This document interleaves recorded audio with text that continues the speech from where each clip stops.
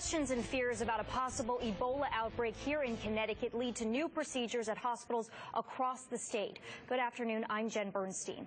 Fox Connecticut's John Charlton was at Middlesex Hospital earlier today, where the governor got a first-hand look at preparedness. John.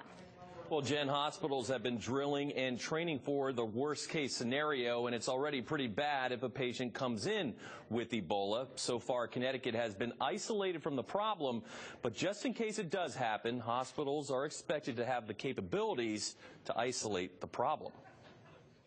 All right, let's see. I know I have a couple of commissioners here. The VIP tour at Middlesex Hospital in Middletown was informational, and it was a gubernatorial inspection. We would immediately call our triage nurse, who would put on that level of PPE. Personal protective equipment has been a common look at hospitals since the Ebola scare. You've mentioned negative pressure a few times. Yes. This is not an airborne. This is no, but we're taking all the precautions in case it is. And like I said before, and you have it. It could be another infectious disease, which is airborne. So this plan that we have developed is going to be able to be used in both cases. Governor Malloy signed an executive order last month requiring all hospitals in Connecticut to run drills on Ebola preparedness.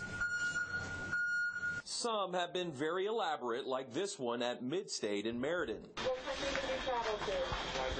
Liberia. Where the drill continued on to Hartford Hospital. Don't go any further. Middlesex says it's already held 9 drills. This room would also be used should an ambulance bring a patient.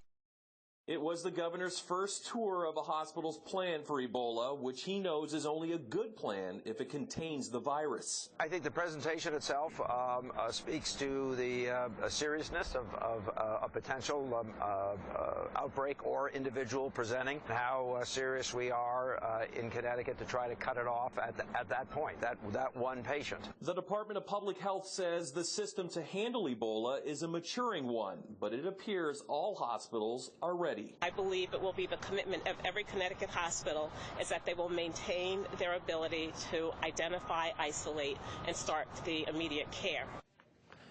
And Middlesex Hospital says just a few weeks ago it did have an Ebola scare. A patient came in with flu-like symptoms who had recently traveled to Africa, but doctors eventually cleared that patient, and it was later realized that the patient had traveled to East Africa, not West Africa. John Charlton, Fox, Connecticut.